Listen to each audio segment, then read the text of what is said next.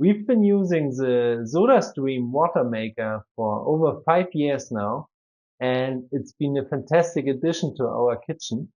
Let's take a closer look. It's easy to use. First, you insert the CO2 cylinder, which is screwed in at the back of the unit. In our case, the cylinder typically lasts about 6 to 8 weeks, depending on how much sparkling water we drink. It comes with a high quality glass carafe that is 100% dishwasher safe, so you don't have to worry about hand washing like with plastic bottles. It also keeps your water cooler for longer.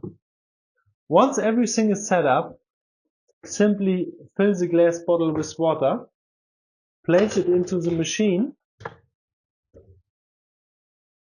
and press the button to carbonate.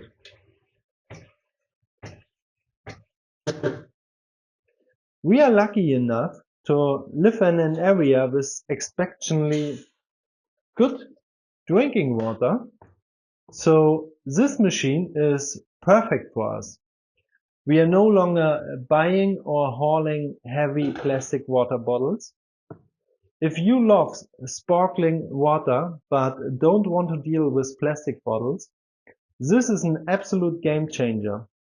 Plus, no more carrying heavy water crates or bottles from the store.